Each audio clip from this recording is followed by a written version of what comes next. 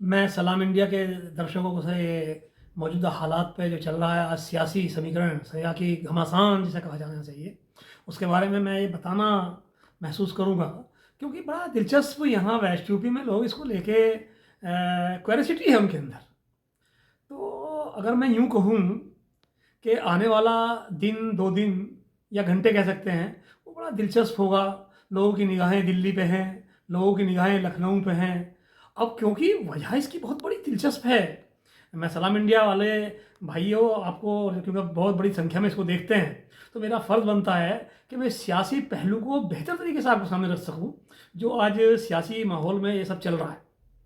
देखिए, अब west UP को तो आप जानते ही हैं, क्योंकि ये वेस्ट यूपी जो है गन्ना से जाना जाता है, वेस्ट यूपी शुगर बाउल से जाना जाता है, और वेस्ट यूपी जाना जाता है अपनी दमदार, जानदार और किसान बेल्ट से।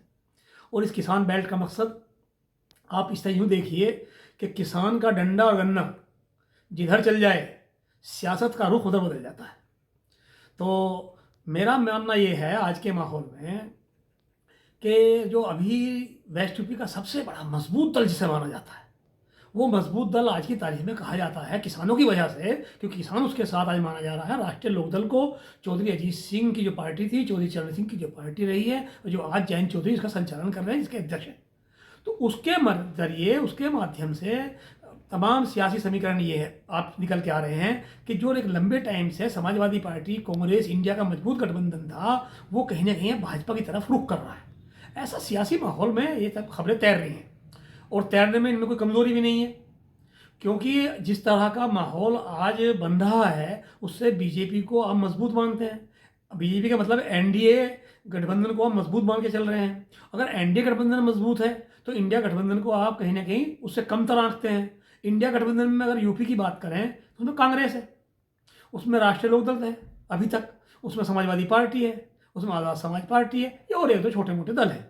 तो वेस्ट यूपी में सबसे बड़ा जनाधार आज की तारीख में जो माना जाता है वो किसानों का, और किसानों का मतलब राष्ट्रीय लोकदल का।